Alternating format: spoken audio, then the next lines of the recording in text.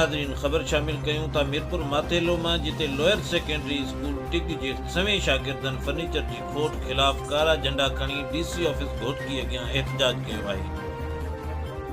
इन्हनि जो इन मौके ते चवणु हो त स्कूल 13 कमरनि ते ॿधल आहे ऐं 400 शागिर्द इनरोलमेंट आहे। असांखे 1993 खां फर्नीचर न मिली सघियो आहे। सर्दी गर्मी पट ते वेही शागिर्द पढ़नि था जेको ॾाढो ॾुखियो थी पियो आहे। जॾहिं त सब इंजीनियर अताउल्ला भुट्टो विज़िट भी कयो हो जंहिं चयो हो त 2 ॾींहंनि अंदरि तव्हांखे फर्नीचर ॾिनो वेंदो जेको अॼु ताईं न मिली सघियो आहे। थधि में पट ते वेहणु ॾाढो ॾुखियो आहे। हिननि मुतालबो कयो आहे त असांखे फर्नीचर समेत बुनियादी कहिड़ी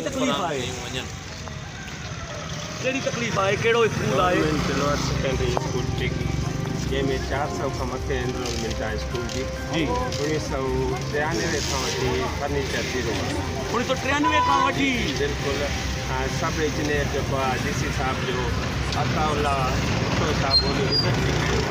सब इंजीनियर DC ऑफिस जो जी अताउल्ला भुट्टो उन विज़िट बि कयो आहे। पोइ बि फर्नीचर न आहे। ॿिए ॾियारे ते तव्हांखे फर्नीचर मिलंदो जेतिरो तव्हांखे घुर्ज लाइ असां ॾींदासीं पर हिन टाइम ते को खटे कान्हे। फर्श ते वेही करे तालीम चूंडियल नुमाइंदा किथे आहिनि जिन खे पाण वोट ॾेई आला ऐवाननि ते पहुचायो आहे जेके असांजी हर दुख सुख जा बुराई चङाई जा ज़िम्मेवार आहिनि उहे किथे आहिनि? कोई भी स्कूल में ना आया MLA ख़ालिद अहमद लुंड ही लाइव वीडियो भी ॾिसंदो MPA शहरयार शाह साहब कोई मालिकी तव्हां असांजी मालिकी करण लाइ केरु तयारु न आहे। 13 क्लास आहिनि 7 क्लास प्राइमरी जा आहिनि 6 क्लास मिडिल स्कूल और सेकेंडरी स्कूल जा आहिनि लेकिन वो फर्नीचर में ज़ीरो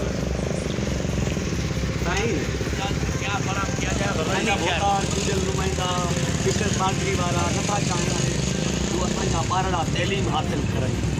साज़िश तहत असांजी तइलीम खे तबाह कयो वियो आहे।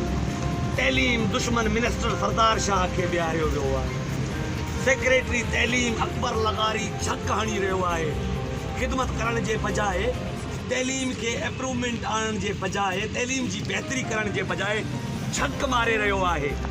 असांजा चूंडियल नुमाइंदा समाज दुश्मन आहिनि जेके भी चाहिनि था जो असांजा ॿारड़ा तइलीम जहिड़े ज़ेवर खां महरूम रहनि। हिकिड़ो करप्ट कुदो न आयल समाज दुश्मन DEO घोटकी मुक़ररु कयो वियो आहे। तव्हां त हाणे DO सेकेंडरी जे अंडर हूंदो न ये school DO secondary J under आहिनि। असांखे त जेके प्राइमरी वारा चवनि था त असां ॾे आयो जेके सेकेंडरी वारा आहिनि उहे चवनि था असां ॾे अञा त असां 2 ॿेड़ियुनि जे विच में सवाल। हाणे इहा यार मूंखे ॼाण कोन्हे मुंहिंजे ख़्याल में तव्हां सेकेंडरी जे अंडर हूंदो कोई इब्रार शाह अलाए कहिड़ो शाह नालो आहे DEO सेकेंडरी जो छा मुतालबो आहे छा चाहियो था? फर्नीचर खपे 400 खां मथे एनरोलमेंट आहे ॿार डेली अचनि था एतिरा वॾो तमामु वॾो स्कूल आहे 13 क्लासुनि ते इहो 21-24 जी साईं 13 क्लासिस ते जेको आहे मुश्तमिल आहे बिल्डिंग। अच्छा 21-24 जे अंदरि आहे